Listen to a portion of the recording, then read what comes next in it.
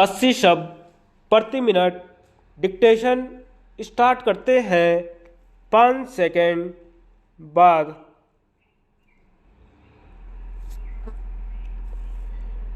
भाइयों व बहनों, जैसा आप जानते ही हैं, मेरे पिता एक सच्चे देशभक्त थे।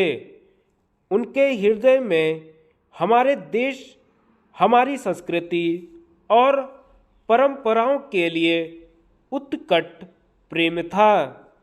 फिर भी अंतर्राष्ट्रीय सम्मेलनों में उन्होंने नए और आगे बढ़ते हुए भारत की आवाज़ उठाई। सारी दुनिया की पददलित और शोषित जनता के लिए वे स्वतंत्रता के संदेशवाहक बन गए थे।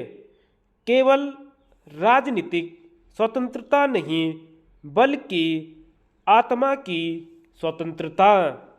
वे यह बात अच्छी तरह समझते थे कि आर्थिक स्वतंत्रता और आत्मा निर्भरता के बिना राजनीतिक स्वतंत्रता अधूरी रहेगी। वे इतिहास के विवेचक भी थे। वे हमारे समाज की दुर्बलताओं को समझते थे। उन्होंने समाज में फैले अंधविश्वास और संकीर्णता को दूर करने के लिए अथक प्रयत्न किया, जो विज्ञान और तकनीकी प्रगति में बाधक रहा। वे जानते थे कि जब हम अपने जीवन और चिंतन में बुद्धि से काम लेंगे, तभी हमारी आत्मा स्वतंत्र हो सकती है। वे समझते थे कि भारत में जीवन का वेग तभी उमड़ेगा जब इसकी आत्मा स्वतंत्र होगी। किंतु गांधी जी की तरह वे यह भी जानते थे कि स्वतंत्रता तभी संभव हो सकती है जब शरीर की अनिवार्य आवश्यकताएं पूरी हों। इसी कारण उन्होंने विज्ञान और प्रौद्योगिकी के उपयोग पर जोर दिया था, जिससे देश के लोगों की हालत अच्छी हो और उनका दृष्टिकोण उदार बने। सच्ची संस्कृति मिलाती और जोड़ती है।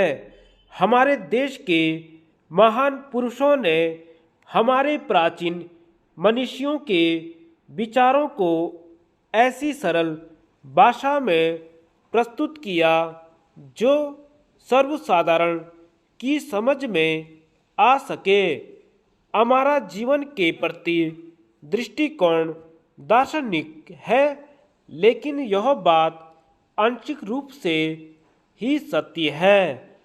हमारी शानदार सभ्यता का निर्माण भौतिक समृद्धि के बिना नहीं हो सकता था। साथ ही भारतीय संस्कृति में बाहर से विचारों को ग्रहण करने की क्षमता है। हम विविधता में एकता का निर्माण करना चाहते हैं। यह हमारा सौभाग्य है कि जब भी आवश्यकता हुई, देश में महान पुरुष पैदा हुए। जवाहरलाल नेहरू भी उन्हीं में से एक थे। उन्हें भारत के लोगों से बेहद प्यार था और उन्हीं के लिए वे जिए भी।